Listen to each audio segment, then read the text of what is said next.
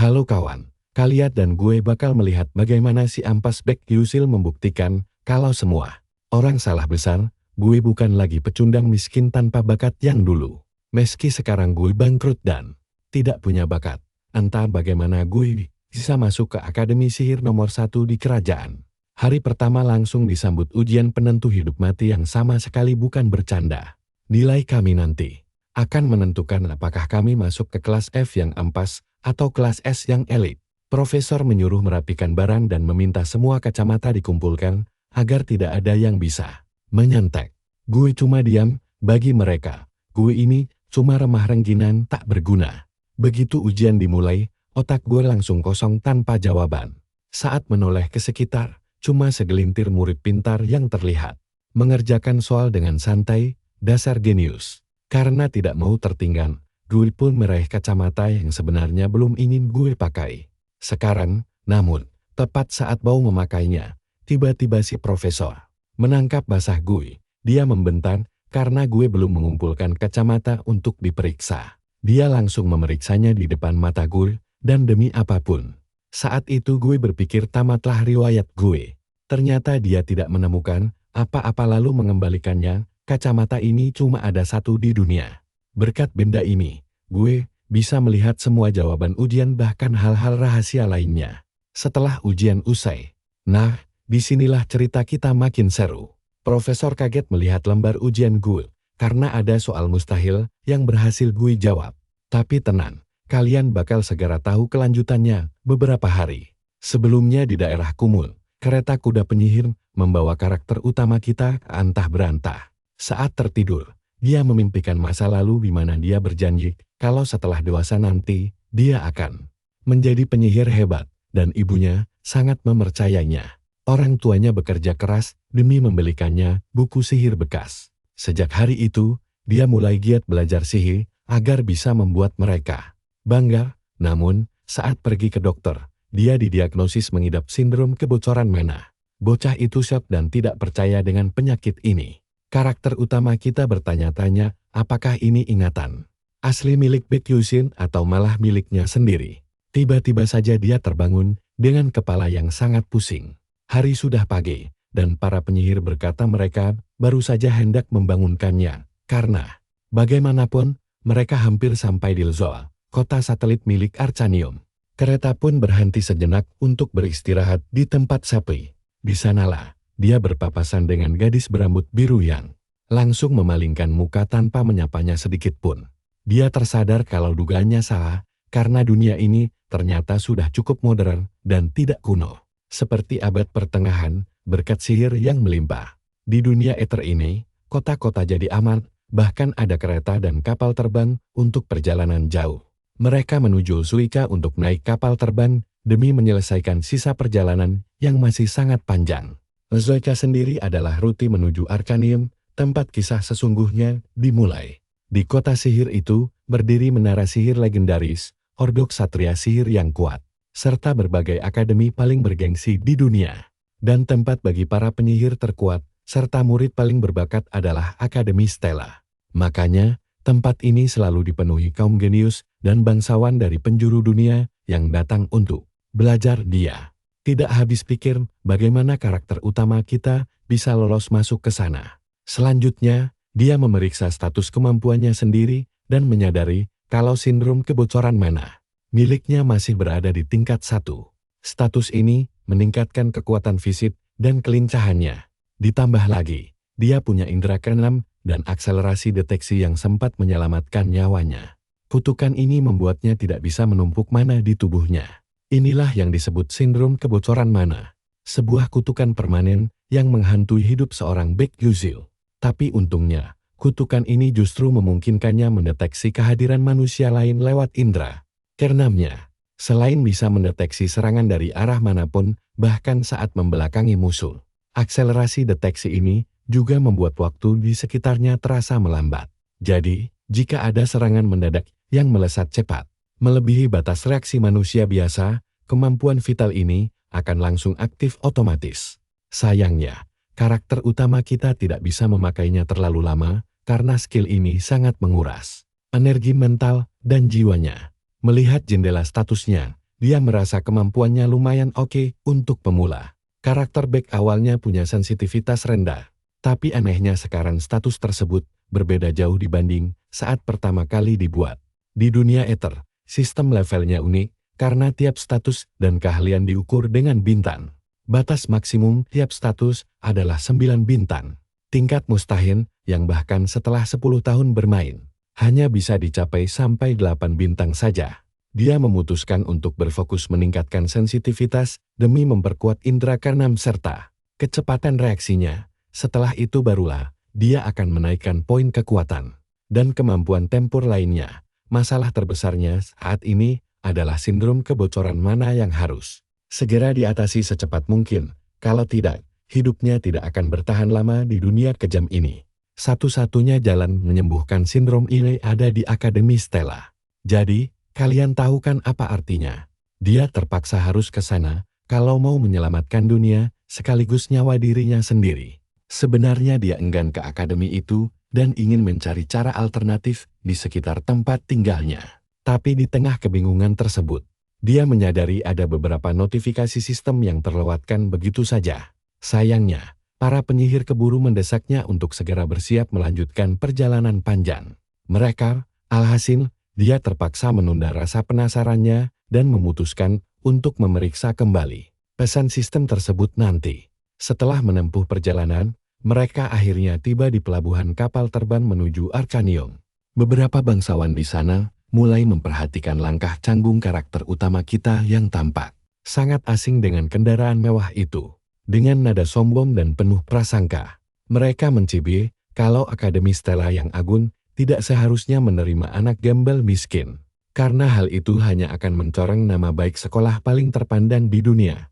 Dan mereka pikir sekolah itu akan kotor karena orang kampung. Pahlawan kita tahu kalau bocah manja di dunia manapun kelakuannya memang sama. Jadi dia mengabaikannya. Tiba-tiba, bangsawan arogan mulai berteriak padanya. Namun, sebelum keributan makin memanas, si idiot itu langsung bungkam setelah melihat sosok berambut putih berjalan mendekat. Dia adalah sang putri dari kerajaan Adalabeth yang bernama Hong Bayan Adalabeth. Kehadirannya yang sangat mengintimidasi membuat semua orang gemetar penuh hormat. Termasuk si bangsawan penindas tadi yang mendadak ciut nyalinya. Sang putri hanya memberikan tatapan dingin yang menusuk kepada mereka semua. Dia melangkah acuh melewati karakter utama kita yang tahu betul kalau perempuan itu adalah karakter antagonis utama di dunia game ini. Hong Bayan selalu berkonflik sengit dengan sang pahlawan wanita. Sialnya, apapun pilihan jalan cerita yang diambil oleh pemain, nasib sang putri selalu berakhir tragis dan mati mengenaskan di setiap akhir game. Karakter ini seolah ditakdirkan untuk menderita tiada akhir. Di rute lain, Putri Bayan bahkan dilundung habis-habisan oleh seluruh murid akademi sebelum akhirnya dikeluarkan dengan tidak hormat. Ada juga kejadian memalukan yang membuatnya trauma hingga mengurung diri selamanya dari publik. Sepertinya developer game ini punya dendam pribadi padanya sampai membuat hidupnya sesengsara itu. Padahal, dia sangat populer di kalangan gamer pria karena paras cantiknya yang luar biasa menawan. Usai semua drama menegangkan tadi, perutnya mulai keroncongan hebat. Namun, saat melihat konter makanan, harganya benar-benar tidak masuk akal. Tiba-tiba terdengar pengumuman dari pengeras suara kapal terbang bahwa mereka akan segera mendarat di Arkanium dalam waktu 10 menit dan meminta seluruh penumpang bersiap di lantai 1. Karakter utama kita sadar rintangan berat telah menantinya di Akademi Stella nanti. Banyak musuh kuat dan mengerikan yang akan menghadang jalannya kelak. Tapi inilah kenyataan hidup barunya sekarang. Dan dia bertekad menghadapinya dengan berani tanpa rasa takut sedikit pun meski kelelahan melanda. Selama perjalanan, dia terus berpikir apakah dirinya sanggup bertahan hidup di akademi kejam itu. Dengan dunia luar yang penuh monster ganas, dia sangat berharap mendapatkan bantuan instan dalam situasi sulit ini. Tiba-tiba, dia teringat akan satu notifikasi sistem penting yang masih tertunda sebelumnya. Pesan tersebut mengumumkan kalau proyek Rasi Bintang telah memberikan beberapa hadiah eksklusif dan sangat langka untuknya. Melihat pilihan hadiah di layar sistem yang kaku itu, dia mulai menimbang-nimbang mana yang terbaik untuk diambil. Apakah dia harus memilih skill cahaya kepulangan atau justru pujian dari kilat? Ternyata kekuatan aslinya bakal disesuaikan karena terlalu kuat. Haruskah dia memilih teleportasi hiperspesial? Mari kita cari tahu kelanjutannya bersama-sama di petualangan berikutnya. Yuk, ikuti saya buat melihat petualangan si MC kocak kita yang kesal, karena sistem pelit ini malah menurunkan level skill teleportasi tingkat tingginya padahal dia ingin meningkatkannya. Ternyata kekuatan narasi yang menggerakkan cerita ini menahan entitas tersebut agar tidak terwujud sepenuhnya. Karena energi narasi yang terus menumpuk, sistem masih belum bisa memberikan item tingkat tinggi untuknya. Karena si karakter utama masih pemula. Dia pun penasaran apakah bisa mendapatkan kacamata bulbo legendaris. Sistem langsung mulai memproses permintaan tersebut dan setelah melakukan pemeriksaan menyeluruh, hasilnya sangat mengejutkan. Sistem menyimpulkan kalau item itu bisa diberikan. Detik itu juga, penyihir kita langsung mendapatkan kacamata impiannya. Dia tidak pernah menyangka hari di mana dia harus memakai kacamata berisi semua informasi game ini. Akhirnya tiba. Semua data yang dia kumpulkan selama bermain game ada di sana. Di dunia Ethel, mustahil bagi pemain untuk mengingat semua detail monster buruan. Makanya, mereka membuat item khusus penyimpan memori. Dan pahlawan kita pun melakukan hal yang sama dengan menciptakan kacamata bulbu ini. Alat ini bisa memanggil kembali ingatan lamanya selama di game. Jadi dia meminta sistem membuka folder BBL. Folder itu langsung memunculkan daftar monster, dungeon, hasil buruan, hingga karakter yang pernah ditemuinya.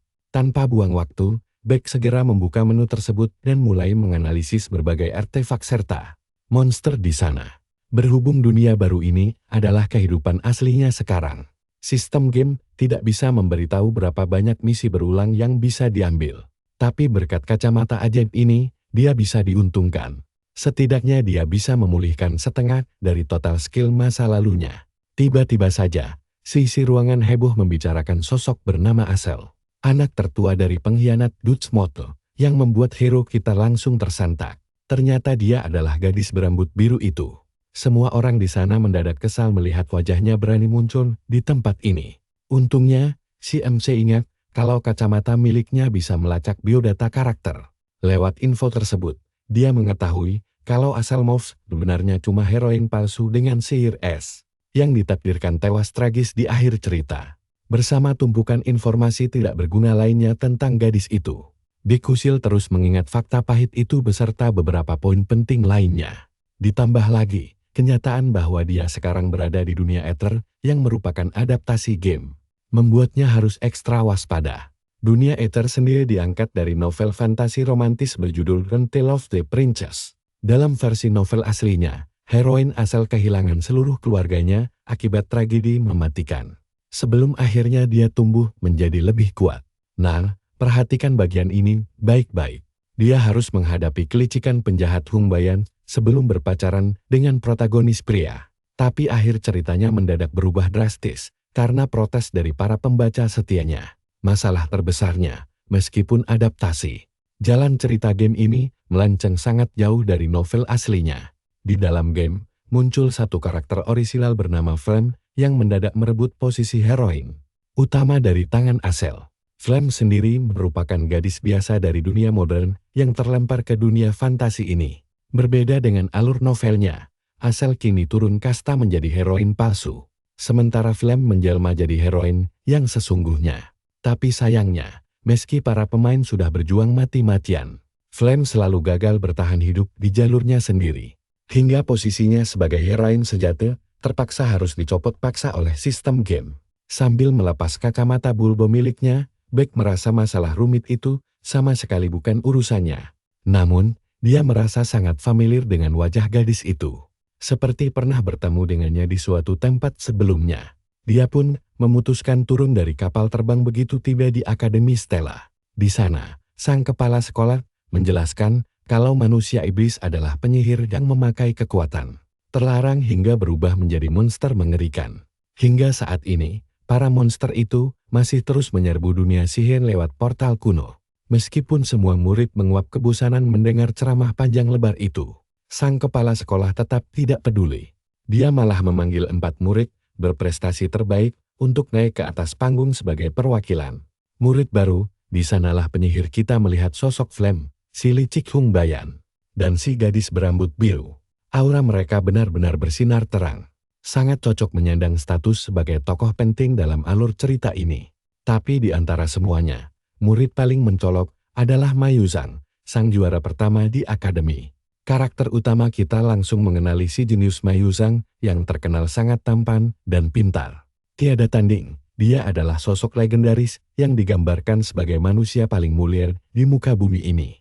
Bermodalkan status mana 9 bintang. Dia punya potensi setara dewa dan menguasai semua elemen sihir.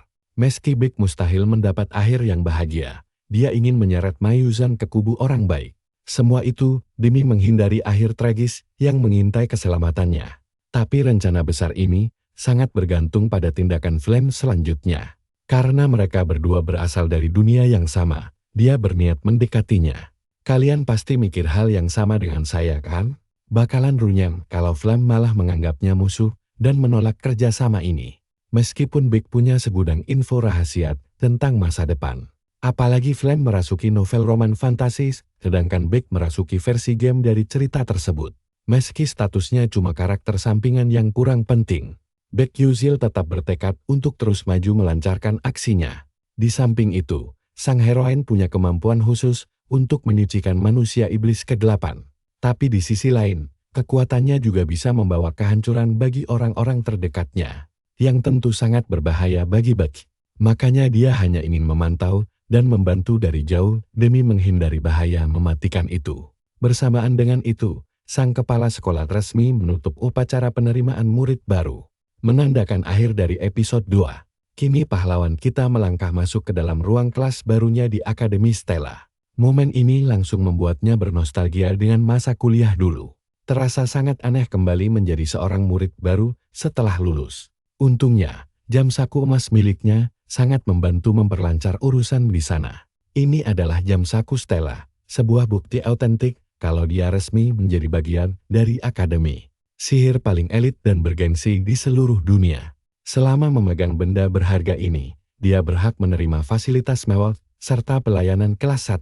Tentu saja dia berniat memanfaatkannya secepat mungkin. Namun, suasana kelas mendadak tegang ketika seorang profesor menyeramkan masuk. Dengan bekas luka besar di wajahnya, sang profesor mengumumkan bahwa ujian penempatan kelas akan segera dimulai. Dan semua murid berkacamata wajib menjalani pemeriksaan ketat terlebih dahulu tanpa terkecuali. Karakter utama kita sadar betul kalau kurikulum di akademi ini jauh lebih kejam dibanding universitas tersulit di Korea sekalipun. Tes hari pertama ini bakal langsung mengelompokkan murid berdasarkan bakat asli mereka. Begitu lembar ujian mendarat di mejanya, Beck langsung pusing 7 keliling karena tidak mengerti satu huruf pun yang tertulis di sana. Dibandingkan ujian masuk universitas biasa, tingkat kesulitan tes ini benar-benar tidak waras. Peringkat kelas dibagi dari tingkat S sampai F. Sebagian besar tokoh utama berada di kelas atas berkat poin tinggi mereka.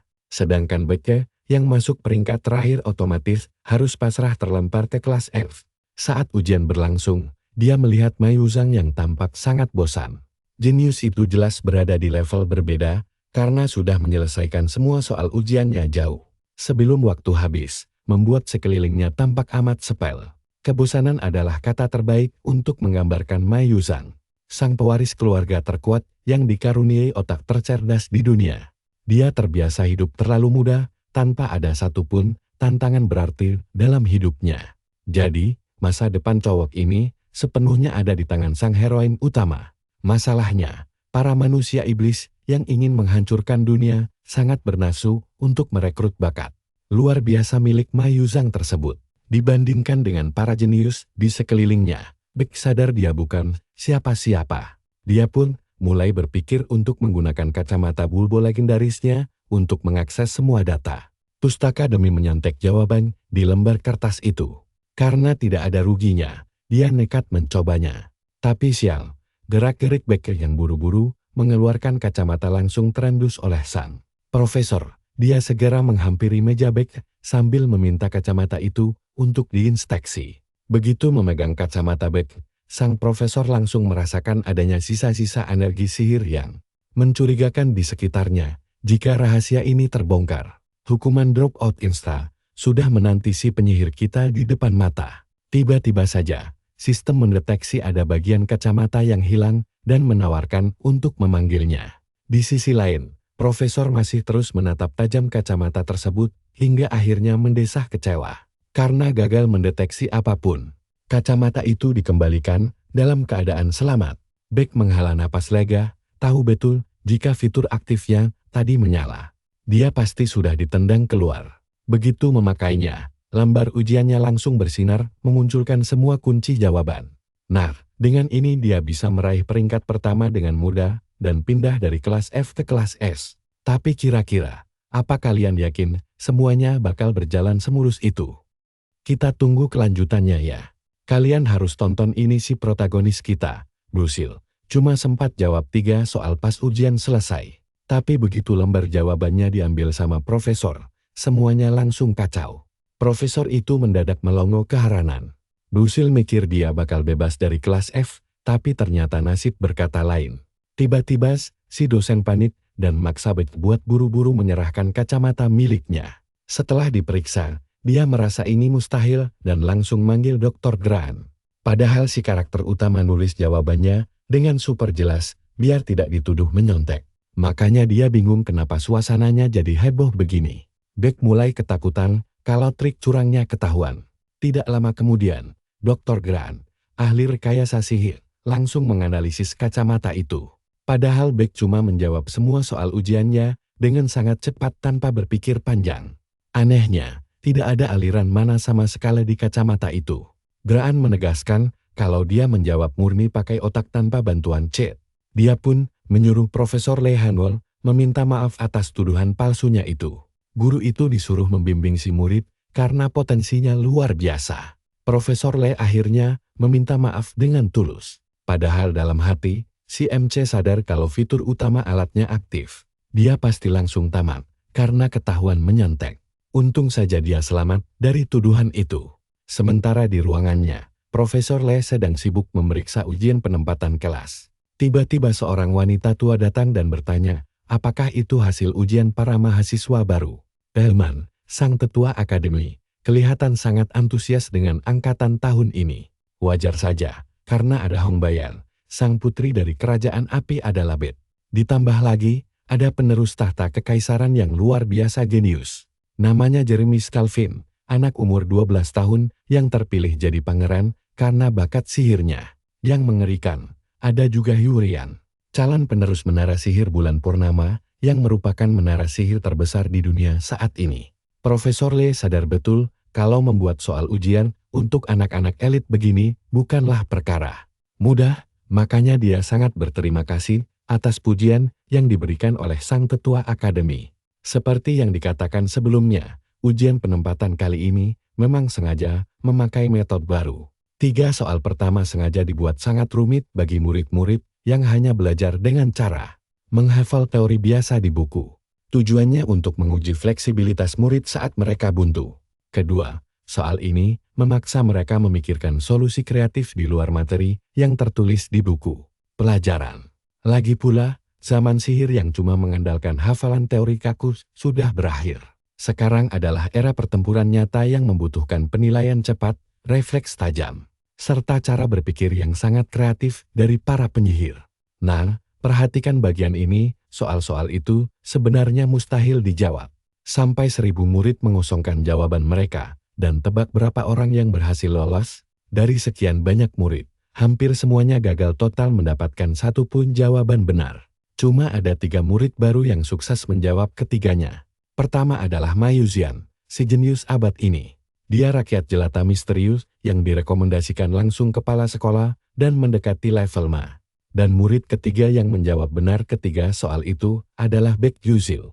Dibanding 2 jenius legendaris itu, Beck punya nilai ujian masuk yang jauh lebih tinggi. Profesor Lee sendiri sangat terkejut melihat murid buangan ini sanggup menyelesaikan soal tersulit itu dengan mudah. Sang tetua paham kenapa dosen itu tertarik memantau nilai ujian gara-gara Beck. Baginya, ada beberapa persamaan sulit yang sebenarnya bisa dipecahkan bahkan tanpa perlu memahami konsep sihirnya sama sekali. Lee menduga bocah ini jenius sejati, sementara si tetua menganggapnya cuma kebetulan. Setelah itu, sang profesor mulai menganalisis arsip data milik karakter utama kita. Beck diterima karena kemampuannya mengendalikan sihir teleportasi tingkat tinggi. Sang profesor akhirnya paham kenapa kepala sekolah meloloskannya. Karena dia memang tergolong penyihir tip khusus yang sangat langka. Le penasaran setengah mati bagaimana cara kerja sihir teleportasi milik Beck. Dia ingin segera membuktikan apakah hasil ujian kemarin cuma keberuntungan. Atau bocah ini memang punya bakat yang spesial. Sementara itu di lorong sekolah, para murid heboh membicarakan pengumuman penempatan kelas di papan buletin. Semua murid saling berebut melihat hasilnya. Sedangkan karakter utama kita malah malas-malasan di belakang. Biasanya kan dia tinggal klik layar saja buat melihat informasi. Begitu para murid melihat daftar nama di papan, mereka langsung dibuat gambar dan kaget setengah mati melihat nama Beck ada di sana. Mereka dengar dia dapat nilai 0 di ujian praktek tapi anehnya bisa lolos Akademi Stella. Si MC cuek saja, dia cuma mau tahu pembagian kelasnya, lalu pulang. Walaupun menganggap hal ini remeh, dia kaget saat mendapati namanya tidak terdaftar di kelas F. Dia herannya tidak didepak ke kelas terbawah, padahal cuma menjawab 3 soal ujian saja. Keadaan makin memanas. Para murid menganggap keputusan ini tidak adil. Banyak bangsawan terhormat protes karena posisi mereka justru jauh lebih rendah dari anak tanpa latar belakang jelas itu. Nah, kalian juga bakal shock sama kayak si MC. Begitu dia lihat namanya nangkring di kelas S, dia langsung kena mental. Itu kan kelas paling elit impian para murid. Tempat berkumpulnya para penyihir monster paling berbakat di seluruh akademi. Berbeda dengan kelas lain yang punya banyak cabang. Kelas S ini cuma berisi 41 murid pilihan saja. Beck merasa keputusan memasukkannya ke kelas S ini salah alamat. Dia tahu kalau terlalu sering berurusan dengan para karakter utama game ini bisa membuat umurnya makin pendek saja. Tapi dia tidak bisa pindah kelas begitu saja. Akhirnya dia memilih bersikap tenang dan menyembunyikan kekuatannya agar tidak memancing perhatian. Sementara itu, Profesor Hongyil tampak menampar wajah seorang gadis. Guru elemen api itu sangat murka karena putrinya cuma bisa menjawab 3 soal ujian. Dia membanding-bandingkannya dengan murid lain yang dianggap bodoh, tapi justru sanggup menjawab soal ujian dengan benar. Si ibu terus memojokkan dan merendahkan harga diri anak perempuannya itu. Sementara sang anak cuma bisa terdiam pasrah mendengarkan omelan ibunya yang menatapnya dengan penuh rasa kecewa yang mendalam. Sang ibu tidak ingin anaknya bernasib tragis seperti dirinya yang diusir dari kerajaan lalu. Berakhir jadi guru rendahan, dia menuntut agar putrinya ini bisa jauh melampaui kehebatan saudara perempuannya nanti. Di sisi lain, gadis malang ini sama sekali tidak paham alasan ibunya bersikap sekeras itu. Padahal selama ini, dia selalu hidup dan melakukan semua hal persis seperti apa yang diajarkan ibunya. Hidupnya dipenuhi tekanan sihir rumit yang belum sempat dia pelajari. Membuatnya bingung kenapa keluarganya selalu menyiksanya secara mental. Singkat cerita, hari pertama pembelajaran di kelas S pun akhirnya dimulai juga. Karakter utama kita merasa sangat canggung dan tidak nyaman berada di kelas barunya. Para murid elit di ruangan itu mulai bergosip sinis dan menganggap Beck sama sekali tidak pantas berada di sana. Banyak orang tua murid kaya protes soal penempatan ini, namun kepala sekolah tetap melindunginya. Sebagai spesialis sihir teleportasi, Beck merasa terkucilkan di antara murid berbakat yang sudah berlatih sejak kecil itu. Wajar kalau mereka kesal ada murid bodoh di kelas mereka. Beck tahu ada sistem penurunan peringkat jika nilai buruk. Makanya dia berharap bisa cepat didepak. Ditambah lagi, murid kelas A berprestasi bakal segera naik ke kelas S. Beck merasa sangat aneh melihat karakter utama game legendaris ini sekarang berdiri tepat di hadapan matanya sendiri. Kelak, sebagian besar murid di kelas ini bakal jadi tokoh ternama dunia. Bahkan ada Mei Yuxian yang diprediksi bakal mengkhianati dunia sihir. Beck berharap dia bisa mencegah tragedi mengerikan itu terjadi. Tiba-tiba wali kelas S masuk ruangan dan meminta semuanya segera duduk tenang. Profesor Le Hanwell pun memperkenalkan diri. Para murid langsung heboh karena dia kabarnya sudah membasmi 1000 iblis kegelapan. Sebagai ksatria sihir tingkat 7, dia memuji potensi murid-muridnya sekaligus menyindir keberadaan satu murid aneh. Dia menegaskan kalau akademi ini mendidik penyihir tempur garis keras, bukan sekadar teori belaka. Profesor Le ingin semuanya memberikan performa terbaik selama berada di Akademi Stella. Karena tidak ada yang bertanya, Dia langsung memulai pelajaran pertamanya hari itu, sampai sebuah interupsi mengejutkan terjadi di pintu. Gadis yang sebelumnya ditampar ibunya itu, tiba-tiba datang terlambat dan mengacaukan kelas. Big heran melihat Hong Bayan telat masuk. Padahal gadis itu terkenal sangat disiplin dan selalu taat pada aturan akademi. Sambil penasaran, si MC memakai kacamata khususnya buat memantau nasib buruk si penyihir api ini. Nah, kalian mau tahu kelanjutan nasibnya? Sampai jumpa di bagian berikutnya ya. Halo, mari kita mulai petualangan seru ini. Penyihir teleportasi kita merasa aneh, karena takdir kematiannya sudah pasti. Jika asal gugur gara-gara Flame, Hong juga bakal ikut terseret karena mereka berdua. Dia paham ini adalah takdir mutlak. Nasib buruk seorang penjahat yang mirip penyihir api. Dia sebenarnya ingin menyelamatkan mereka jika bisa, tapi posisinya sama sekali tidak memungkinkan. Dia merasa tidak enak hanya menonton dari jauh, tapi dia tidak punya pilihan lain. Sampai tiba-tiba Hong Bayin datang dan duduk tepat di sebelahnya. Becky Yusil bergeser sedikit untuk memberi ruang bagi gadis itu. Namun, dia merasa ada sesuatu yang mulai terasa kacau dan melenceng sejak awal pertemuan mereka ini. Sebelum pelajaran dimulai, guru menjelaskan tentang upacara warisan tongkat sihir untuk menentukan senjata yang akan mereka gunakan di akademi nanti. Di sini, kelas S dan kelas A akan melakukan upacara ini bersama-sama. Karakter utama kita merasa upacara tongkat ini agak menyebalkan. Tapi dia tetap penasaran ingin melihatnya secara langsung. Lagi pula, upacara ini adalah salah satu dari dua acara paling besar dan penting di Akademi Stella. Pertama adalah upacara kontrak monster pendamping. Dan yang kedua adalah upacara warisan tongkat sihir ini. Sesuai dengan reputasi akademi yang luar biasa. Upacara senjata ini pun berlangsung dengan sangat istimewa dan megah. Sang guru mengumpulkan semua murid di lokasi upacara dan menjelaskan bahwa pilihan tongkat berkisar dari tingkat rendah hingga menengah ke atas. Tugas mereka sangat sederhana, yaitu memilih satu tongkat sihir yang paling menarik perhatian mereka. Karena proses penggantian tongkat sangat rumit, mereka harus memilih satu dengan sangat hati-hati. Karakter utama kita tahu bahwa di dunia ether, tongkat sihir hanya akan merespons orang yang dianggap layak mengendalikannya. Artinya dia tidak bisa mengambil tongkat tingkat tinggi sesuka hatinya saja. Beck berdiri termenung di depan deretan tongkat sihir dan bingung harus memilih yang mana. Jika ini terjadi dulu, dia pasti langsung memilih kelas F. Tapi sekarang dia harus berpikir matang karena sudah berada di peringkat X.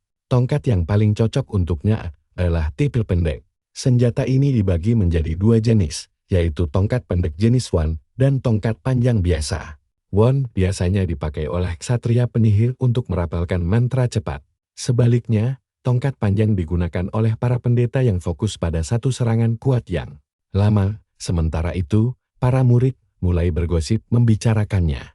Nah, mari kita perhatikan bagian ini dengan jeli. Mereka mencibir dan penasaran tongkat apa yang akan dipilih si rakyat jelata Beck. Sebagai murid kelas S, dia harusnya mudah beresonansi. Tapi Beck tidak peduli dengan ejekan itu. Dia mengabaikan omongan mereka sampai seseorang tiba-tiba mendekat ke sisinya. Dengan nada sombong, anak itu memperkenalkan diri sebagai Us. Ini pertama kalinya karakter utama kita mendengar nama aneh dari bocah asing tersebut. Bocah itu bertanya, tongkat mana yang akan diambil dan menyuruh Beck memilih yang sesuai dengan status miskinnya agar tidak merepotkan profesor. Tapi pahlawan kita membalas bahwa bocah menyebalkan itulah yang sebenarnya membuat repot. Bangsawan arogan itu semakin kesal lalu mulai menghina penyihir teleportasi kita. Beck langsung menantangnya bertarung jika berani. Di saat itulah pahlawan kita baru menyadari bahwa bocah sombong ini ternyata adalah anak seorang bangsawan tinggi. Setelah menggunakan kacamata bobo, dia hanya mendapatkan sedikit info tentang anak tidak penting ini. Beck langsung tahu kalau karakter pengganggu ini hanyalah figuran rendahan yang sama sekali tidak berpengaruh dalam alur kehidupannya nanti. Tess berkata akan mengambil tongkat sihir legendaris bernama Edmure Edomai. Beck tahu itu adalah senjata terkuat di kelas menengah ke atas. Tongkat sihir tingkat tinggi seperti itu biasanya hanya digunakan oleh para petarung profesional. Sahabat apapun, bakat seorang murid akademi. Batas maksimal mereka biasanya hanyalah tongkat sihir tingkat menengah ke bawah. Bahkan para kesatria sihir profesional saja seringkali kesulitan untuk bisa mengendalikan senjata sekuat itu. Namun, ada satu lagi tongkat tingkat menengah ke atas selain senjata terkenal tadi. Tongkat rahasia itu bahkan tidak dimasukkan dalam daftar pilihan sejati, melainkan dipajang di sana hanya sebagai bahan demonstrasi saja. Profesor kemudian menyuruh para murid untuk berdiri di depan tongkat sihir yang paling mereka incar. Semua murid pun mulai bergerak mencari posisi masing-masing. Namun, semua orang mendadak dibuat terkejut oleh pilihan Huin. Huin memilih tongkat Haigan Adikote yang sangat terkenal di tingkat menengah. Begitu pula dengan Pangeran Galvin dan Putri Hon yang mengambil senjata kelas menengah serupa. Le ingin melihat berapa banyak siswa yang berani mencobanya. Mengingat senjata itu hanya bisa dikendalikan oleh murid bersertifikat khusus. Sang profesor memuji angkatan tahun ini yang sangat mengesankan. OS yang merasa panas langsung bertekad membuktikan kekuatannya dengan mengincar senjata terkuat yang ada. Dia berdiri menantang di depan tongkat tingkat menengah ke atas untuk mencoba beresonansi dengannya. Dia menyuruh semua orang memperhatikan aksinya karena dia akan menunjukkan kepada mereka semua seperti apa sosok jenius yang sesungguhnya. Saat tangannya menyentuh tongkat itu, sebuah ledakan sihir raksasa terjadi hingga membutakan pandangan semua orang. Sesuai dugaan, dia gagal total dan langsung jatuh tersungkur ke lantai seperti songgok daging yang tak berdaya. Kita semua tahu kejadian ini bakal berakhir kocak, bukan?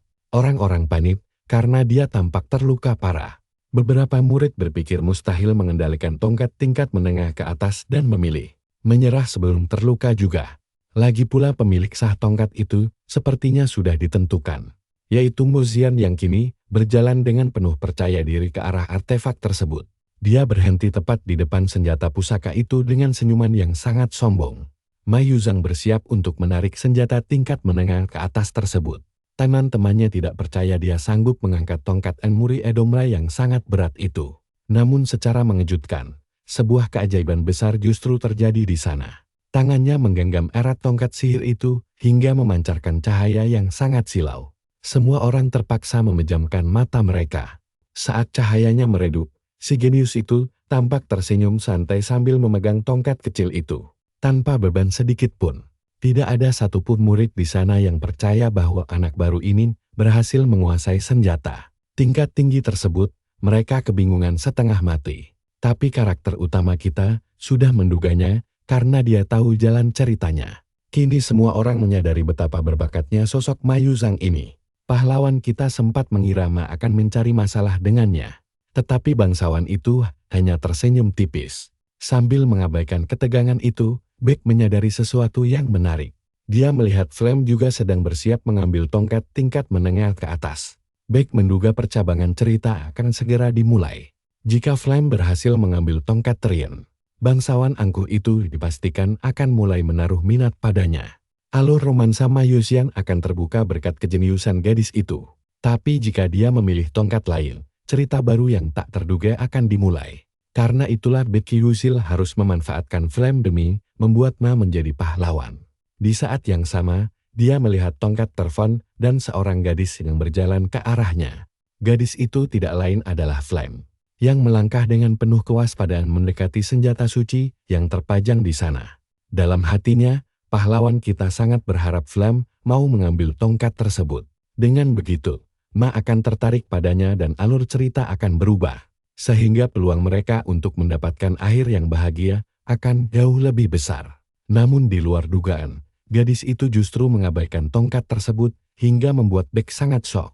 Padahal dia yakin Flame tertarik pada Terfon. Dia menduga gadis itu mengabaikannya karena kurangnya informasi mengenai kegunaan tongkat tersebut.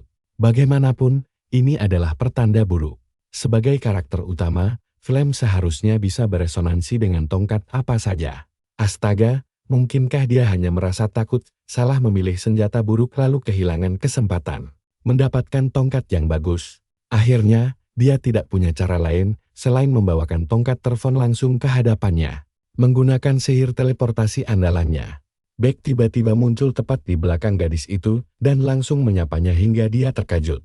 Setengah mati, Beck berpura-pura penasaran menanyakan tongkat sihir mana yang ingin dipilih oleh Flame. Dia menawarkan bantuan dengan ramah, karena melihat gadis itu tampak kebingungan mencari senjata. Namun, Flame menolak mentah-mentah bantuan itu dengan ketus.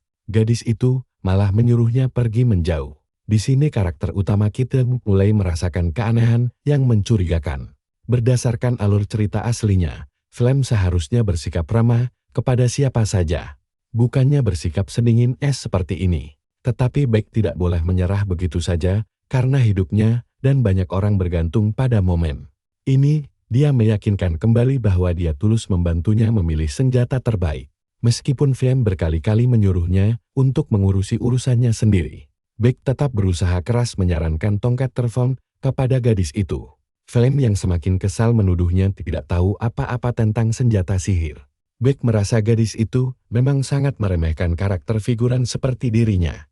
Beck mencoba menjelaskan bahwa dia tahu bakat luar biasa Flame dan yakin dia sanggup menguasai telepon. Namun tepat pada momen menegangkan itu, keanehan terjadi ketika sebuah getaran suara yang sangat bising mendadak terdengar di ruangan. Beck Kuxiao bahkan tidak sempat menyelesaikan perkataannya saat suara gemuruh itu meledak. Tanpa sengaja tangannya menyentuh tongkat sihir tingkat menengah ke atas tersebut dan langsung beresonansi dengan sangat sempurna. Dia benar-benar terkejut melihat kejadian gila ini. Dia bingung setengah mati mengapa tongkat legendaris itu malah memilihnya. Padahal secara logika cerita, Flame Lord yang seharusnya mendapatkan senjata pusaka tersebut bukan dirinya. Akhirnya dia segera mengakhiri obrolan canggung itu sambil membawa tongkat barunya. Kita tinggalkan dulu momen kacau ini. Di koridor sekolah, Flame berjalan sambil mendengarkan bisikan gosip para murid tentang dua siswa beruntung yang berhasil menarik perhatian tongkat sihir pusaka kelas menengah ke atas tersebut. Kalian dan aku bakal melihat sesuatu yang cuma terjadi pada 5 orang sepanjang sejarah. Saat salah satu murid cuma pakai sihir teleportasi di ujian dasar tapi dibilang sihir sampah, tapi si cewek yang dengar obrolan itu langsung kabur ke ruang belajar mandiri. Bersyukur banget akhirnya bisa tenang tanpa bisik-bisik berisik. Apalagi topik hangat hari ini adalah penyihir teleportasi yang dapat tongkat sihir legendaris. Kabar tentang dua murid baru pemegang tongkat dewa langsung menyebar luas. Tapi dia masih heran dan terus kepikiran, sebenarnya siapa cowok yang berhasil memegang trifon itu. Dia sudah baca novelnya berkali-kali tapi gak pernah nemu karakter bernama Beck Yusil. Padahal di cerita aslinya, gak ada satupun yang bisa menyentuh tongkat itu, tapi dia malah melakukannya dengan santai. Dia curiga Beck cuma mau tebar pesona di depannya. Flame berusaha tidak peduli sampai teman-temannya datang dan bertanya apa dia mau belajar. Sendirian, Flame langsung mengelak dan bilang dia bukan kutu buku garis keras, tapi teman-temannya gak percaya. Mereka juga heran kenapa dia selalu memanggil orang lain bocah padahal seumuran. Sambil membela diri, dia beralasan itu cuma kebiasaan karena dia terbiasa dianggap lebih dewasa. Padahal dalam hati dia sadar sedang berada di dunia novel dan gak boleh bersikap kekanak-kanakan. Saat ditanya soal belajar, dia bilang ada kelas tambahan khusus yang harus dia hadiri. Akhirnya mereka janjian ngopi lain hari dan Flame pun pergi. Sebenarnya Flame malah satu sekolah dengan anak-anak seusia mereka. Tapi pas lagi asik melamun tantang hal itu, dia mendadak menabrak seseorang. Ternyata itu Harwan yang langsung memastikan keadaannya baik-baik saja. Melihat wajahnya yang murung, cowok itu bertanya apa yang sedang dia pikirkan. Flame merasa kepedulian mendadak temannya ini aneh dan bilang dia baik-baik saja lalu pamit belajar. Sedangkan Harwan pergi ke ruang latihan kelas S karena tidak mau malas-malasan. Setelah itu mereka malah saling mencocokkan jadwal dengan canggung. Lalu Harwan menepuk pundaknya dan bilang sampai jumpa nanti. Di dalam hati, Flame merasa sikap cowok itu sangat kaku tapi terlalu tulus dan dia kurang suka itu. Nah, coba perhatikan pintu di sana ada seorang siswi yang sedang mengintip dari celah pintu. Itu Jackie yang langsung lari begitu ketahuan, meninggalkan. Temannya bingung kenapa dia menguntit di situ sejak tadi. Tapi karena jadwalnya sangat padat, dia tidak mengejar temannya dan langsung pergi menuju lokasi kelas tambahan khusus itu. Berdasarkan novel aslinya, Acer dan Hong bakal ikut kelas ini. Dia penasaran ingin menonton, karena ini momen pertemuan karakter utama wanita dan sang penjahat. Begitu melangkah masuk ke ruangan, dia melihat wajah-wajah yang sangat familiar. Hampir semua tokoh penting berkumpul di sini. Setelah diteliti lagi, pembuat acaranya ternyata Kill dari kelas A. Ini adalah pertemuan bagi murid, ingin menaikkan nilai mereka, dan dia sudah menduga reaksi mereka. Dia juga menyadari kehadiran Ma Yuxiang dan Baek Yuzil di sana. Ma dianggap sebagai karakter utama pria di dunia ini dan jelas-jelas tertarik pada Baek, yang dia pikir cuma kebetulan semata. Lagian, Baek tidak menjawab apapun selain 3 pertanyaan ujian neraka itu. Dia curiga kalau Baek sudah tahu sejak awal bahwa menjawab soal-soal itu akan membawanya ke kelas S. Kalau Baek Yuzil memang sengaja bertingkah begini, artinya dia sangat berbahaya. Itulah kesimpulan yang ditarik Flame tentang karakter utama kita. Sementara itu, pahlawan kita malah ingin menjauh dari Ma Yuxiang, yang terus mencoba mengakrabkan diri dan menanyakan motivasinya. Baek enggan berinteraksi dengannya karena dia datang ke sini murni hanya ingin memperbaiki nilainya. Dia heran kenapa Ma mendadak penasaran padanya tanpa alasan jelas. Tiba-tiba Kyle menyuruh mereka berhenti mengobrol dan fokus melihat lembar ujian. Dia bilang ada soal tersulit tingkat tinggi di lembar ujian tersebut yang kerap dijuluki 3 pertanyaan dari neraka. Karena alasan itu, dia berniat menyelesaikan salah satunya demi meningkatkan pengaruhnya di kalangan para bangsawan. Dia tahu ini kesempatan emasnya mengingat Baek mendapat nilai paling rendah di ujian masuk kelas S. Sambil tersenyum sombong, dia berniat membuktikan dirinya jauh lebih hebat dengan menunjukkan cara menyelesaikan soal neraka pertama yang diklaim sebagai jebakan penyesat pikiran. Di saat sisi ruangan fokus menyimak materi, karakter utama novel kita justru tidak bisa melepaskan pandangannya dari Baek Yuzil, lalu bertanya apakah penjelasan Kyle sudah benar. Pahlawan kita bingung mau menjawab apa karena dia sendiri tidak paham apa yang sedang ditulis Kyle di papan tulis, karena benar-benar buta soal materi itu. Dia jujur saja bilang tidak tahu. Nah, kalian pasti mengira reaksinya biasa saja kan? Nyatanya, sisi kelas langsung hening menatapnya, karena dia belak-belakan mengaku tidak paham materi. Tapi mereka malah salah paham dan mengira dia mengejek jawaban Kyle salah total. Big heran kenapa semua orang menatapnya dengan pandangan begitu menusuk. Sementara murid sok tahu yang mengajar di depan mulai tersinggung dengan ucapannya. Merasa diremehkan, Kyle menantang Baek untuk maju dan menyelesaikan sendiri soal sulit tersebut.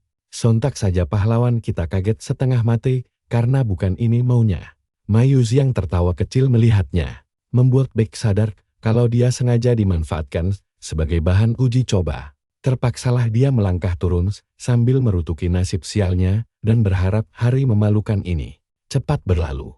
Melewati tatapan sinis dari para murid lain, dia merebut kapur dari tangan Kyle, memakai kacamata bulatnya, dan bersiap memecahkan 3 soal neraka itu setelah menyadari kalau semua ini sebenarnya hanyalah ujian teka-teki permainan kata belaka.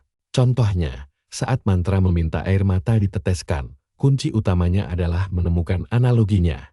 Ternyata jawabannya jauh lebih sederhana dari perkiraan, yaitu tanah yang menangis saat mengalami dekomposisi. Baek sendiri merasa ini konyol, tapi memang begitulah jenis soal ujiannya. Sialnya Kyle malah menyelesaikannya memakai rumus matematika rumit tantang tanah retak saat menangis. Metodenya jelas salah besar. Tapi dia beruntung bisa mendapat jawaban benar karena hoki semata. Pahlawan kita tidak mau langsung membeberkan jawaban aslinya, melainkan hanya menunjukkan letak kesalahan logika Kyle. Masalahnya, soal itu menyebutkan elemen tanah. Tapi bagaimana jika elemennya diganti air atau angin? Apakah rumus Kyle masih berfungsi? Makanya dia ingin menunjukkan metode penyelesaian lain. Si bangsawan sok tahu mulai naik pitam karena Baek ingin memakai cara yang berbeda jauh dengannya, sekaligus menegaskan kalau jawabannya tadi cuma kebetulan tanpa dasar logika tepat. Tindakan ini langsung menghancurkan harga diri Kyle hingga dia terpaksa mengaku salah. Detik berikutnya, pahlawan kita mulai menjabarkan penjelasan aslinya, membuat sisi ruangan mendadak terdiam dan fokus menyimak sambil mencatat. Termasuk Flame yang terheran-heran melihat semua orang patuh menulis ucapan baca. Aser dan Hong Baiyan yang biasanya berisik pun kini terdiam karena terhipnotis oleh penjelasan rumit itu. Membuat Flame ragu apa ini semua nyata. Ma Yuxiang tampak sangat antusias untuk menemui pahlawan kita esok hari. Keduanya pun berpisah dengan senyuman hangat, walau Baek sebenarnya ogah berurusan dengan orang seperti dia dalam hidupnya. Sambil menatap telapak tangannya, dia merasa ketertarikan ini ada hubungannya dengan ponselnya. Dia heran kenapa bisa menarik perhatian si bangsawan Kile dan ingin segera menghindarinya. Keadaan makin aneh karena dia tidak berniat mendekati siapapun. Bahkan Flame sekalipun. Tiba-tiba dia melihat Hong Bayan di koridor dan penasaran apa yang dia lakukan di sana. Walau itu bukan urusannya, dia memilih untuk terus berjalan. Tapi si gadis malah memanggilnya untuk mengobrol dan berkata ingin menanyakan sesuatu. Membuat pahlawan kita merasa ada yang tidak beres. Hong menyindirnya karena tidak menjelaskan solusi tadi secara detail. Padahal Baek Yusil sendiri kesulitan menjelaskan ujian konyol itu secara logis dan menduga gadis ini pasti sedang salah paham. Makanya dia datang menghampirinya. Dia maklum kalau pahlawan kita enggan membeberkan rahasianya di depan kelas tadi. Sebagai gantinya, Hong Bayan berjanji akan menebus kesalahannya jika Baek mau menjelaskan semua isi pikirannya sekarang juga. Alhasil mereka berdua langsung pergi ke perpustakaan. Duduk berhadapan dengan tumpukan kertas ujian, sementara Baek masih heran kenapa gadis ini rela membayarnya demi membahas 3 soal ujian kelas kemarin. Pahlawan kita menyindir bahwa dia hanya salah 3 soal saja. Sedangkan dia sendiri malah salah hampir di semua soal lainnya. Tapi gadis itu mengaku tidak malu akan hal itu karena dia jauh lebih malu jika tidak tahu jawaban 3 soal tadi. Demi bisa menemukan jawabannya, dia rela melakukan apa saja. Dan kalian pasti penasaran kan apa kelanjutannya? Kalian harus tahu, sebagai Tuan Putri dia nanya gitu, karena harusnya punya banyak teman. Ternyata dari semua maba, cuma 3 orang yang bisa jawab benar 3 pertanyaan jebakan itu. Dan Baek salah satunya, Kung tahu. Soal-soal itu emang sengaja dibikin biar semua orang salah jawab. Tapi mereka bertiga malah sukses menjawabnya. Makanya sekarang dia bingung setengah mati dan butuh bantuan. Padahal si karakter utama kita ini sama sekali gak paham kalau itu pertanyaan jebakan yang mustahil dipecahkan. Dia mikir ini gila banget, tapi akhirnya paham kenapa dia bisa nyasar di kelas S. Ini juga ngejawab alasan kenapa si Flam galak banget ke dia sebelumnya. Baek beneran gak tahu detail soal dunia game ini. Bahkan soal kuis tadi aja dia gak tahu. Tapi dia sadar kalau Flam itu beda jauh dari karakter lainnya. Soalnya dia udah tamat baca novelnya, biarpun gak main game, pemahaman dia soal dunia ini tuh luas banget. Makanya jawaban dari kuis tadi kelihatan gampang banget buat dia. Alhasil, dia bisa langsung sadar. Sama keberadaan Becky, si karakter figuran yang harusnya gak ada di cerita asli tapi malah mengganggu jalannya. Pantas aja dia sinis banget kemarin, bikin Baek mikir keras. Tapi tunggu, apa dia lupa? Buat dengerin permintaannya sebagai imbalan bantuin jawab kuis, Baek cuma punya 1 permintaan simpel, yaitu barter tongkat sihirnya dengan pedang sihir milik sang putri. Lagian, para pandai besi kerajaannya pasti bisa bikin senjata kayak gitu dengan mudah. Padahal sang putri bilang cuma tentara bayaran kelas rendah yang pakai senjata itu. Tapi Baek merasa pedang sihir justru paling cocok dengannya. Baek sendiri malas ngejelasin kalau dia sebenarnya gak punya mana sama sekali. Untungnya, Hong Bayan langsung setuju buat bantuin dia. Nah, dari sinilah Baek mulai ngejelasin cara mecahin pertanyaan pertama yang harus pakai cara ubah sudut pandang yang malah bikin si putri makin bingung. Kelemahan si Hong ini emang sihirnya terlalu kaku secara akademis. Sayangnya, dia baru bakal sadar hal ini nih tahun kedua nanti setelah kalah telak dari Baek. Makanya sekarang dia cuma mau nuntun pelan-pelan tanpa ngasih bocoran langsung. Coba perhatikan baik-baik. Dia nanya apa sang putri tahu soal kuis tebak-tebakan konyol. Sang putri kaget dan bilang cuma pernah dengar kuesioner konyol. Gak pakai lama, protagonis kita langsung ngasih contoh pertanyaan kocak. Apa yang ada di antara lutut kanan dan lutut kiri? Hong Bayan menjawab, kalau itu adalah paha, tapi jawaban aslinya adalah huruf D. Ya iyalah. Di antara kata lutut dan lutut kan ada huruf D. Jelas aja jawaban absurd ini bikin sang putri langsung emosi jiwa. Karena logika pertanyaannya yang super aneh, Baek minta dia santai dulu dan coba jawab kuis lain. Soalnya banyak rumus dan teknik yang belum dia tahu. Jadi dia harus pakai kreativitas tinggi. Dia pun nanya, apa kreativitas itu bisa dihafalkan? Detik itu juga, sang putri langsung jawab gak bisa. Padahal buat penyihir, tahu banyak mantra dan teknik itu emang penting, tapi Hal paling penting adalah melihat dunia tanpa batas pikiran. Sihir itu bisa tumbuh dari perubahan sekecil apapun. Tapi si putri ini cuma melihat secara objektif. Mantra itu bukan cuma soal menghafal dan merapal, biarpun dia jauh lebih hebat soal analisis dan logika dibanding Beck. Dia masih kurang dalam kualitas utama penyihir, yaitu imajinasi kreatif. Pas dengar semua kenyataan pahit ini, dia kelihatan agak tersinggung, tapi tetap mencoba mencerna omongan Beck. Hero kita sadar kalau muka sang putri langsung berubah jadi serius dan kaku pas dikritik. Habis-habisan kayak tadi, tapi Hong Bayan paham semua poinnya, meskipun kedengarannya agak ribet. Beck Yusil sendiri malah heran, soalnya dia cuma asal ngomong, tapi malah dipercaya mentah-mentah. Karena dia senang si putri paham. Dia pun lanjut ngebahas soal tesnya. Dia ngasih tebakan aneh tentang batu yang menyapa sebuah kayu gelondongan. Lalu nanya sekarang jam berapa. Sang putri gak tahu jawabannya, padahal aslinya adalah jam 8, karena bunyinya mirip sapaan hai kayu. Dia terus-terusan ngasih tebakan konyol demi memicu kreativitasnya. Hong Bayan gak bisa jawab satupun, dan itu mulai bikin dia kesal setengah mati. Karakter utama kita sadar kalau si putri udah mau meledak, tapi dia malah sengaja ngasih satu tebakan plesetan lagi. Kayaknya si putri bakal gagal jawab lagi, tapi tiba-tiba sebuah kejutan terjadi ketika dia malah berhasil menjawab dengan benar. Sang penyihir teleportasi pun takjub karena si putri bisa mecahin tebakan itu. Ini pertama kalinya dia melihat senyum manis sang putri, baik di game maupun dunia nyata. Dia memuji kalau kreativitas sang putri emang luar biasa hebat. Tapi Hong gak mau disanjung terus-terusan dan langsung minta pertanyaan berikutnya. Alhasil, protagonis kita terus melatih cara berpikir. Kalian bayangin aja, dia harus jalan kaki dengan lelah setelah 3 jam penuh ngasih tebakan konyol ke putri Hong Bayan di jalanan kota yang sudah mulai gelap gulita. Dia gak nyangka si putrin bakal percaya mentah-mentah sama omongannya. Dia emang murid teladan yang pinter banget. Tapi sayang cara berpikirnya terlalu kaku dan gak fleksibel sama sekali. Penyihir kita bakal merasa agak bersalah kalau dia beneran jadi penjahat nanti. Sekarang dia harus segera nukar pedang sihir biar bisa melakukan banyak hal. Beck Yusil pun memutuskan buat pergi beli buku pelajaran yang dia butuhkan. Tapi di tengah jalan, dia malah kesasar dan muter-muter gak jelas. Sampai akhirnya dia nemuin toko buku yang tampilannya kelihatan misterius banget.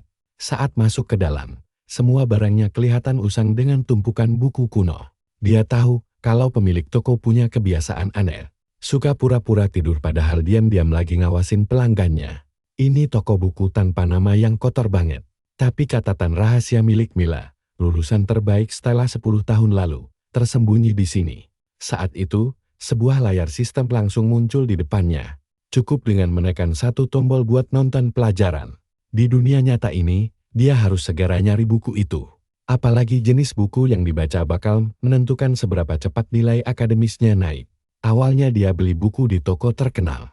Tapi akhirnya sadar kalau buku-buku bagus justru tersembunyi di tempat usang seperti ini. Makanya dia sengaja nyari buku catatan sihir milik Mila itu. Dengan begitu, nilai sempurna udah pasti di tangan. Ditambah kacamata bobo miliknya, peningkatan nilainya bakal makin deras. Akhirnya, dia berhasil nemuin buku incarannya di sudut toko tua ini. Tapi pas dia mau ambil bukunya, tiba-tiba ada orang yang menyenggolnya buat rebutan buku yang sama. Ternyata cewek itu adalah Asel yang juga ngincar buku Mila. Beck langsung mengenali wajah terkenalnya. Sedangkan Asel tahu kalau cowok di depannya ini adalah Beck dari kelas remedial. Tapi si Asel lupa kalau mereka sebenarnya udah pernah ketemu bahkan sebelum masuk ke Akademi Stella. Asel bilang dia suka argumen Beck pas debat kemarin, tapi sayang penjelasannya kepotong. Dia pun minta maaf sambil memegang bukunya. Beck berterima kasih karena bukunya gak langsung direbut begitu saja. Dia heran kenapa murid terkenal kayak Asel mampir ke toko buku rongsokan begini. Beck lalu mengecek harga buku di sampul belakang sambil terus memikirkan alasan kenapa si cewek ada di sini. Sambil membawa beberapa buku bekas. Toko ini kan cuma jual buku bekas yang biasanya didatangi murid miskin kayak dia. Ternyata karena keluarga Isal bangkrut, dia terpaksa harus hemat pengeluaran. Ayahnya kemungkinan besar tewas, dibunuh iblis hitam jahat yang bikin keluarganya hancur. Kasihan banget melihat seorang putri harus berburu buku bekas dan pusing mikirin harga, Karena gak punya uang. Gak cuma itu aja penderitaannya. Di cerita asli novel, dia punya akhir hidup yang tragis banget karena tewas bahkan sebelum giliran. Flame, Baek Yusil langsung bisa menarik kesimpulan pahit kalau karakter paling apes di seluruh game ini adalah Putri Asal. Dia kemudian menghampiri pemilik toko untuk membayar tumpukan buku pilihannya. Sementara Asal menatapnya dengan pandangan agak heran dan sedikit segan. Dia bilang pilihan buku Baek cukup unik dan gak menyangka hal itu. Baek tahu kalau sebenarnya cewek itu hampir saja mengatainya bodoh. Yang bikin suasana jadi agak canggung, Asal pun bertanya, kenapa dia membaca teori pencurian tingkat lanjut? Teori kuno itu kan cuma melibatkan penggunaan item sihir yang sudah dianggap sangat kuno dan gak berguna lagi di era modern sekarang. Baek setuju kalau topik itu emang kurang populer di dunia alkimia modern. Tapi baginya, topik kuno inilah yang justru sangat menarik untuk dipelajari. Alasan utamanya memilih buku-buku ini adalah karena semua orang berpikir sempit kayak Asen, jadi dia bisa gampang dapat nilai sempurna di kelas itu. Menarik kan? Ikuti terus perjalanan kita buat melihat aksi gila Baek berikutnya. Kalian dan saya bakal masuk ke cerita kocak tentang si putri yang kaget saat tahu Baek mau ambil kelas teori langit-langit yang sepi demi nilai aman semester ini tanpa pusing. Keesokan harinya, Putri Asal datang ke kelas nihilisme pertamanya dengan keyakinan penuh kalau pelajaran ini sangat mudah untuk mendapatkan nilai bagus. Namun, dugaannya meleset karena kelas langsung penuh sesak oleh siswa-siswa pintar yang malas. Beberapa murid mulai panik dan sang putri sadar dia harus berjuang keras di kelas lain. Setelah kelas nihilisme yang melelahkan itu akhirnya selesai, semua murid langsung berhamburan ke kantin untuk mengisi perut mereka yang kelaparan. Sang putri merasa sangat lelah karena kelas-kelasnya sangat ramai. Membuatnya khawatir tidak bisa mendapat beasiswa. Dia memutuskan untuk makan dulu, tapi karena hanya punya kupon makan, dia memilih porsi yang sedikit saja. Tiba-tiba dia melihat Baek memakai kacamata bulbo tebalnya, sedang belajar keras dengan fokus penuh. Sang putri heran apa yang sedang dilakukan pemuda itu di dalam kelas CP dengan nilai yang meragukan. Dia berpikir kalau kelas aneh itu terancam dibatalkan karena peminatnya sangat sedikit. Tapi, dia mulai tergoda untuk ikut mendaftar di sana agar bisa menaikkan nilai tanpa harus membuang banyak waktu belajar. Dengan begitu dia bisa fokus ke pelajaran lain dan mengamankan beasiswanya. Dia curiga apakah Baek sudah tahu kalau kelas ini mudah sekali menghasilkan nilai bagus. Seolah dia merencanakan semua ini agar hidupnya santai. Tapi dia langsung menepis pikiran itu dan yakin semua ini cuma kebetulan belaka. Sementara itu, profesor di kelas Baek berasumsi kalau semua murid di sana sudah tahu sejarah awal mula terciptanya sihir kuno, di mana penyihir putih legendaris adalah pendiri utama sekaligus sosok yang menyebarkan kekuatan sihir ke seluruh penjuru dunia. Beliau adalah Profesor Len dari faksi Bulan Suci yang langsung memulai penjelasan panjang lebarnya. Profesor Lin menjelaskan bahwa penyihir putih mengajarkan sihir alam kepada bangsa elf, serta mengenalkan sihir pengendali materi dan elemen kepada manusia sebelum akhirnya dia pergi berkelana menuju ke langit yang tinggi. Karakter utama kita langsung pusing memikirkan bagaimana caranya bertahan hidup di sekolah ini. Selama 3 tahun penuh, kembali belajar di kelas rasanya seperti siksaan bagi orang dewasa. Sepertinya, meskipun materi ini sebenarnya sangat penting, bagaimanapun juga, kelas dari Profesor Bulan Suci ini diyakini akan memberikan petunjuk penting untuk membuka akhir sejati dari game ini. Walaupun itu hanya spekulasi pribadinya saja, dia sangat mempercayai instingnya tersebut. Sini, coba perhatikan baik-baik bagian ini, karena tiba-tiba Putri Asal muncul di kelas tersebut. Dia sama sekali tidak ingat ada karakter utama di ruangan ini. Tapi sang penyihir teleportasi tidak peduli. Profesor melanjutkan bahwa rasa ingin tahu manusia tidak berhenti di sihir elemen saja. Para penyihir manusia mulai menjelajahi dunia demi mencuri sihir dari ras lain karena keserakahan mereka yang tanpa batas. Setelah itu, sang penyihir pendiri meninggalkan 12 bulan suci lalu menghilang tanpa jejak. Sang profesor kemudian bertanya apakah ada yang tahu tentang rahasia 12 bulan suci ini. Dan sang putri menjawab, menurutnya, mereka adalah pelindung yang menjaga keseimbangan kekuatan di benua ini dan tersebar di berbagai tempat. Profesor membenarkan jawaban tersebut. menjelaskan bahwa masing-masing pelindung memiliki kekuatan unik untuk menjaga kedamaian dunia. Contohnya adalah bulan suci ke-6 yang melambangkan musim panas merah membara dengan api merah. Abadi, konon kabarnya api mistis ini tidak akan pernah padam. Bahkan jika seseorang nekat membawanya masuk ke dalam laut. Di kedalaman laut Salamanca pun, api itu akan tetap menyala terang. Tokoh utama kita merasa penjelasan itu cuma lelucon aneh yang sama sekali tidak lucu. Karena pada kenyataannya, makhluk hidup manapun akan langsung tewas jika mereka berani masuk ke wilayah Raja Laut tersebut secara sembarangan. Profesor lalu menerangkan tentang Pantai Levian, sebuah pusaran air raksasa di tengah samudera yang diciptakan oleh kekuatan salah satu dari dua bulan suci musim dingin. Mereka punya kekuatan individu yang hebat, tapi saat bersatu, mukjizat luar biasa akan tercipta. Seorang murid penasaran dan langsung bertanya mukjizat seperti apa yang dimaksud oleh profesor tersebut. Sayangnya, tidak ada satu orang pun yang tahu karena para pelindung suci itu sudah tertidur lelap. Sejak 1000 tahun yang lalu, hero kita tahu kebenarannya karena sempat bertemu beberapa bulan suci saat bermain game. Tapi dia cuma bisa menemui 5 dari mereka lewat acara terbatas.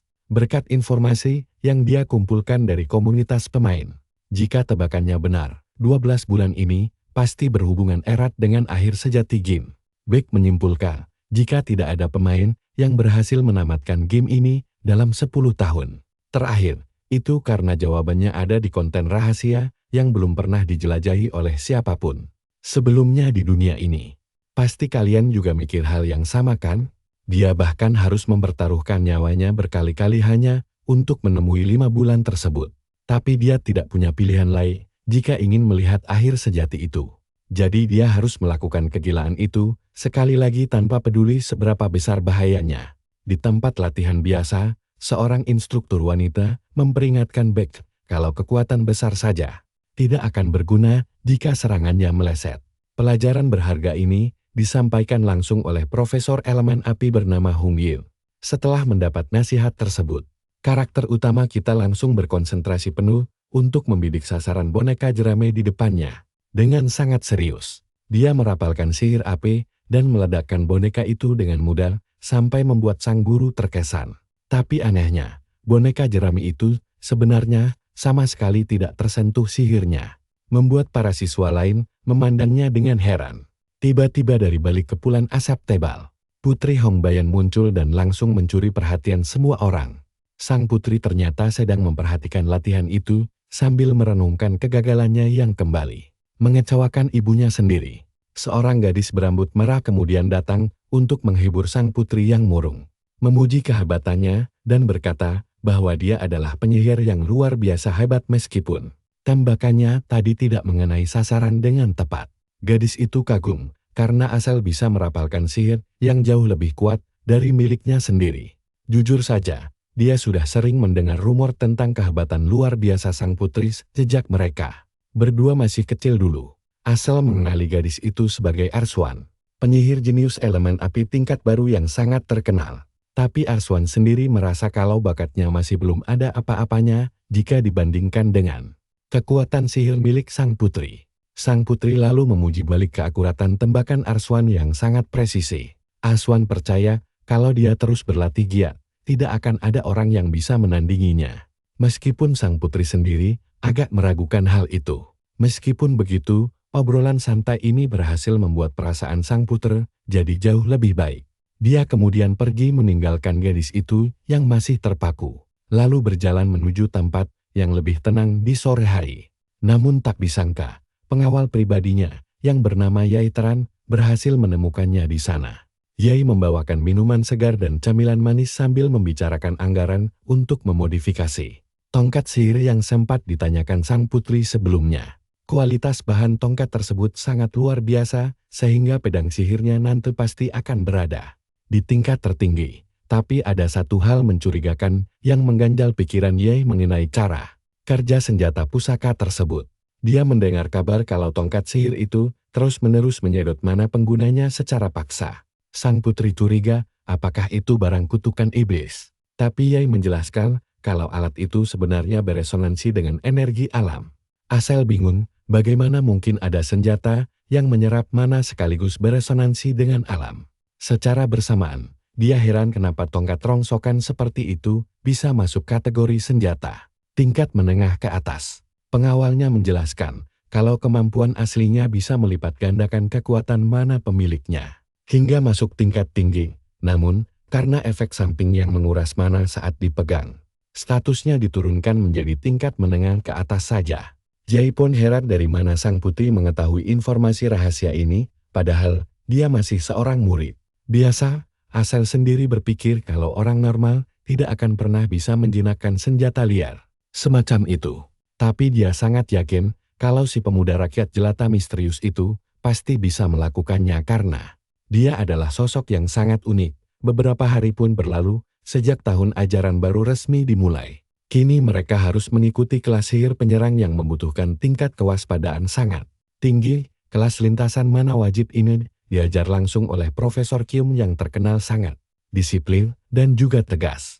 Mulai hari ini, mereka akan saling bertarung satu sama lain untuk melatih akurasi tembakan sihir. Di saat yang sama, mereka mulai membahas rumus lintasan rumit yang sangat memusingkan kepala. Para murid berbisik kalau orang yang tidak memiliki elemen utama air tidak akan pernah bisa menjawab pertanyaan sulit dari materi ini.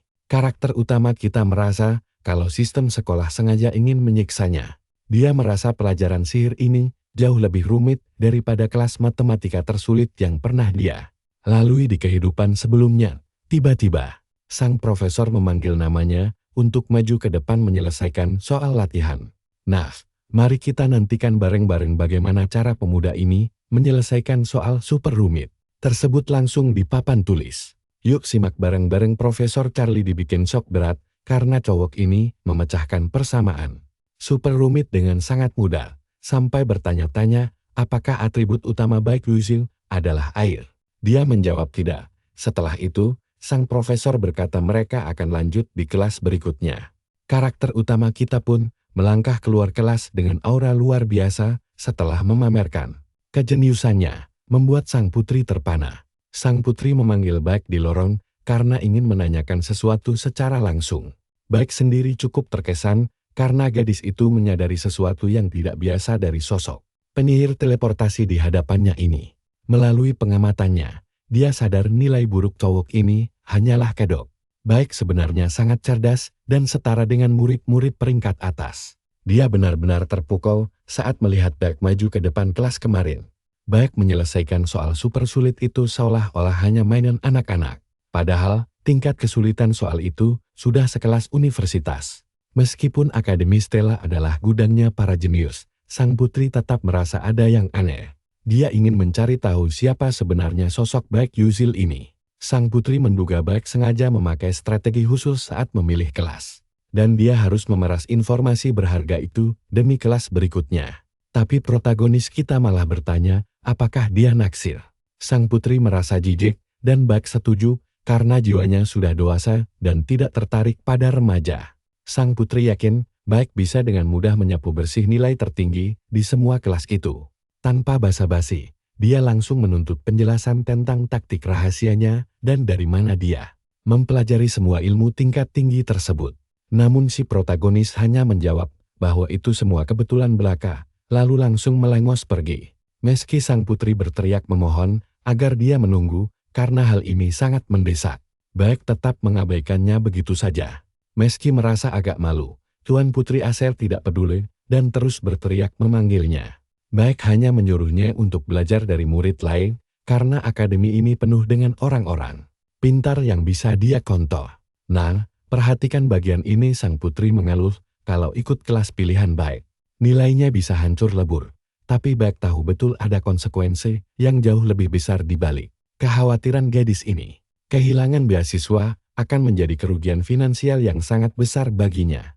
Walaupun sang putri terkadang terasa sedikit menjengkelkan, dia tetaplah tokoh utama wanita dalam cerita ini, jadi Baek tidak bisa mengabaikannya begitu saja. Gadis itu kemudian meminta rekomendasi kelas santai yang gampang menghasilkan nilai bagus, sambil memasang wajah super imut agar meluluhkan hati pahlawan kita. Tapi taktik murahan itu tentu saja tidak mempan bagi Baek.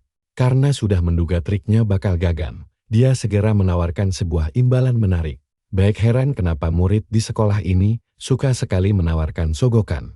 Sampai sang putri menanyakan tentang legenda Menara Ketujuh. Kisah tentang hantu Menara Ketujuh yang legendaris itu membuat si penyihir teleportasi langsung beraksi, asal menjelaskan bahwa misteri ini jarang diketahui karena struktur bangunan kuno tersebut sudah lama terbengkalai dan lenyap misterius. Banyak segel pelindung kuat yang mencegah siapapun mendekati area menara tersebut. Namun belum sempat asal menyelesaikan penjelasannya, pikiran protagonis kita langsung mendidil karena menyadari betapa pentingnya informasi rahasia ini. Melalui informasi berharga inilah, Flem seharusnya menaruh rasa kagum pada sang karakter utama pria di novel aslinya. Baik sangat menyadari plot penting itu karena dia telah membaca seluruh jalan ceritanya. Sang putri seharusnya membocorkan rahasia besar itu kepada tokoh utama pria, bukannya malah memberitahukannya kepada karakter figuran seperti dirinya. Merasa tidak nyaman, Baik langsung mengalihkan topik pembicaraan mereka. Dia berpura-pura tidak tertarik dengan kisah horor murahan itu. Sang putri membantahnya dan mengejek apakah Baik takut pada hantu. Lalu memaksa ingin terus bercerita, tapi reaksi tegas Baik langsung menghentikan niatnya. Baik tidak ingin mendengar kelanjutan cerita itu demi menjaga alur plot asli. Merasa niat Baik asal sudah cukup. Dia menyarankannya untuk mengambil mata kuliah seni meditasi jurang terdalam. Melihat pilihan unik tersebut, sang putri bertanya-tanya apakah Baik sangat tertarik pada metode kultivasi kuno. Baik membantahnya, lalu menjelaskan rahasia kecil mengenai hubungan antara meditasi dan kekuatan sihirnya. Nah, coba kalian bayangkan guru Baik dulu adalah seorang uskup agung, dan teknik meditasi rahasia inilah yang mendongkrak kapasitas mana miliknya. Informasi langka ini tentu saja membuat sang putri terbelalak kaget. Bagi para uskup penyihir penghancur, meditasi adalah kunci utama mengendalikan energi besar. Sihir tingkat tinggi membutuhkan hitungan rumus rumit, sekaligus kekuatan fokus pikiran yang luar biasa untuk mengalirkan mana dengan tepat. Biasanya rahasia ini tidak pernah dia bagikan, tapi dia membuat pengecualian kecil hari ini karena kemutan sang putri. Asal berterima kasih dan memutuskan untuk mendaftar kelas itu meskipun awalnya sempat ragu. Setelah kepergiannya, Baik mendadak cemas akan memicu efek kupu-kupu yang merusak masa depan. Namun jika dia membiarkannya begitu saja, sang putri dipastikan akan menghadapi ajal yang mengenaskan di kehidupan kali ini. Kelas meditasi itu pasti akan sangat berguna untuk melindungi nyawa putri asal kelak. Di sisi lain, Baik menyadari bahwa dirinya juga seorang penyihir dan harus segera melatih kemampuan fisiknya yang sangat tertinggal. Di versi game, menaikkan level kemampuan sangat mudah hanya dengan sekali klik tombol di layar. Namun sekarang, dia harus memeras keringat secara nyata demi melatih tubuh ringkihnya tanpa bantuan fitur instan tersebut. Tanpa adanya misi berbahaya atau perburuan monster terdekat, penyihir teleportasi kita ini merasa sangat terbantu oleh saran dari sang putri. Setibanya di asrama barunya, dia terpana melihat betapa megahnya bangunan tempat tinggal tersebut. Kamar asrama mewah ini terasa begitu asing bagi Baik. Satu-satunya tempat berlindung yang tersisa setelah desa asalnya hancur terbakar habis. Luas ruangan asrama ini pun dibagi secara ketat berdasarkan peringkat kelas masing-masing murid. Murid-murid kelasnya berhak menempati lantai teratas yang super luas sendirian. Karakter utama kita sempat merasakan kesepian yang mendalam. Sampai akhirnya dia memutuskan untuk menenangkan pikirannya yang kacau dengan cara bermeditasi. Baginya status sosial tidaklah penting saat ini, karena dia harus fokus membiasakan diri dengan wadah barunya. Dalam game, sosok Baik Yuzil adalah pemuda jenius yang mampu memanifestasikan aura pedang legendaris dari dalam tubuhnya. Aliran energi sihir yang mengalir tanpa henti di nadinya luput dari perhatian semua orang di akademi, padahal dia menyembunyikan bakat seorang master pedang jenius yang kelak akan menapaki puncak tertinggi ilmu bela diri dunia. Jalan pedang legendaris itu kini harus dia tempuh sekali lagi dari titik nol menggunakan tubuh lemah ini. Dia mulai mengatur ritme napas untuk mengendalikan sirkulasi energi sihir murni di sekujur urat nadinya. Kemampuan bertarungnya tidak akan bertambah kuat secara instan hanya dengan bermalas-malasan. Dia harus terus melatih teknik rahasia ini tanpa henti demi mempercepat proses sinkronisasi tubuhnya yang membutuhkan waktu sangat lama. Sambil memejamkan mata, Dia memusatkan seluruh konsentrasinya untuk mengalirkan mana murni ke seluruh tubuhnya. Rasanya persis seperti sensasi luar biasa yang dialami oleh karakter baik Yuzil di dalam game aslinya dulu. Berkat latihan kerasnya, kemampuan manipulasi energi sihir dan sihir teleportasinya kini berhasil naik level secara drastis. Nah, kalian dan saya pasti tahu kalau dia selangkah lebih dekat dengan tujuan utamanya. Dia tersenyum puas dan semakin bertekad untuk mengungkap akhir cerita yang sesungguhnya di dunia.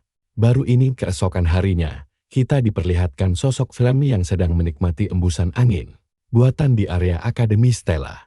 Kubah dimensi Stella merupakan sebuah ruang saku buatan berukuran masif yang letaknya berada di dalam kampus. Hal ini memungkinkan pihak akademi untuk merekayasa kondisi cuaca ekstrem serta lingkungan sekitar dengan sangat mudah.